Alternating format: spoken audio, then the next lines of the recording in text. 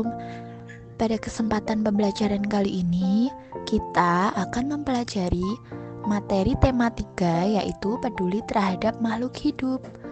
Agar lebih paham, yuk kita simak video berikut ini. Aktivitas penduduk di suatu daerah sangat dipengaruhi oleh kondisi geografis, terutama kondisi fisiknya. Kondisi geografis fisik meliputi kondisi iklim, topografi, dan juga jenis dan kualitas tanah. Berikut adalah hubungan aktivitas penduduk dengan kondisi geografis daerah tempat tinggalnya. Yang pertama yaitu dataran tinggi. Dataran tinggi adalah bentuk muka bumi yang relatif datar dan memiliki ketinggian lebih dari 600 meter di atas permukaan laut. Dataran tinggi biasanya beriklim sejuk dan juga tanahnya subur karena memiliki kualitas unsur hara yang baik.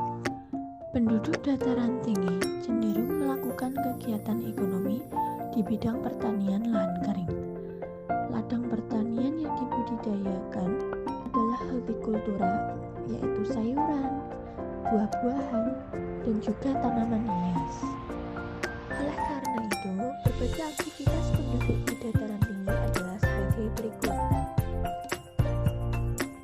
Pertama yaitu pekerja perkebunan, misalnya bekerja di perkebunan teh maupun perkebunan kopi. Lalu menjadi seorang petani, peternak, dan juga pedagang hasil bumi. Lalu yang kedua ada dataran rendah. Dataran rendah adalah bentuk permukaan bumi yang relatif datar dan memiliki ketinggian kurang dari 200 meter dari atas permukaan laut. Beriklim panas dan juga tanahnya subur karena tersedia air yang cukup. Dataran rendah merupakan daerah pusat konsentrasi permukiman penduduk. Artinya, dataran rendah menjadi tempat yang paling banyak digunakan sebagai permukiman penduduk.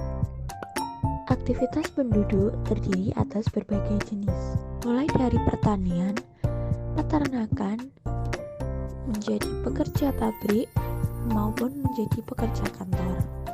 Pantai adalah daerah yang letaknya di tepi laut, memiliki iklim yang panas, serta tanahnya tidak subur karena berupa pasir.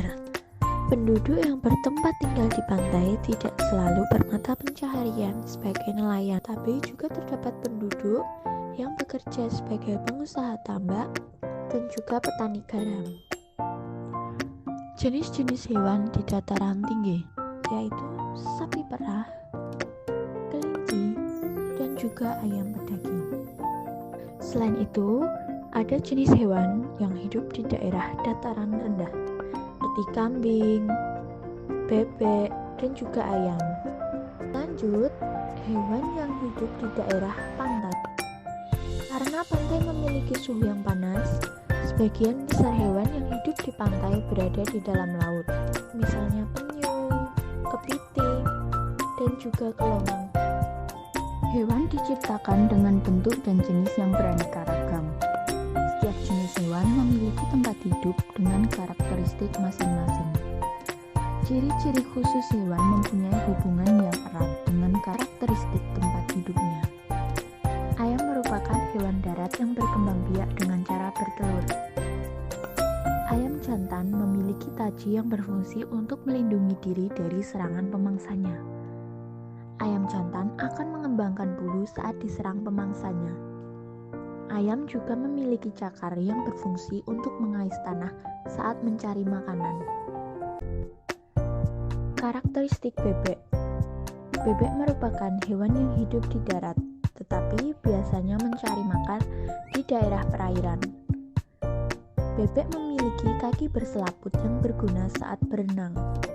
Bebek memiliki paruh yang berbentuk sudu, berfungsi untuk menyaring makanan di lumpur.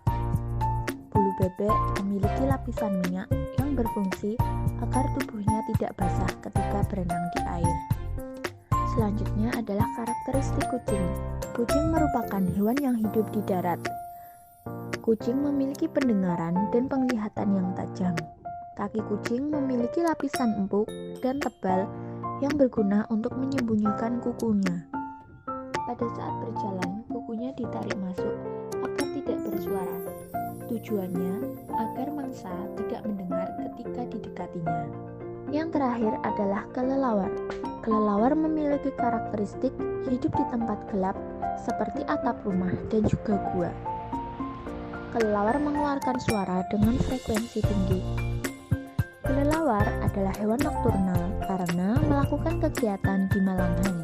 Sumber daya alam hayati adalah sumber daya alam yang berasal dari makhluk hidup yang digunakan untuk memenuhi kebutuhan manusia, misalnya tumbuhan dan hewan. Banyak manfaat yang diperoleh manusia dari tumbuhan maupun hewan. Berikut beberapa pemanfaatan tumbuhan dan hewan. Yang pertama yaitu pemanfaatan tumbuhan. Tumbuhan bisa dimanfaatkan manusia untuk membangun rumah sebagai alat perabotan rumah tangga, buah-buahan yang mengandung banyak vitamin, dan juga sebagai makanan pokok. Selain tumbuhan, hewan juga dapat dimanfaatkan seperti kerbau untuk membajak sawah, kuda untuk menarik andong, lalu dapat diambil daging, telur, dan juga susunya. Secara umum, hubungan antara manusia dan lingkungan alam terjadi dalam dua cara, yaitu manusia mempengaruhi lingkungan dan lingkungan mempengaruhi manusia. Pada awalnya, manusia yang dipengaruhi lingkungan. Manusia mempunyai kemampuan untuk memanfaatkan segala sumber daya alam yang terdapat di lingkungan sekitar. Selain memanfaatkan, manusia juga harus mengelola, menjaga, serta merawat lingkungan. Beberapa hal yang dapat dilakukan untuk menjaga lingkungan, antara lain membuang sampah pada tempatnya, menghemat listrik dan juga air, melakukan penghijauan, mendaur ulang sampah, serta mengurangi penggunaan barang sekali pakai. Sekian materi pembelajaran pada hari ini. Semangat belajar terus ya anak-anak. Terima kasih. Wassalamualaikum warahmatullahi wabarakatuh.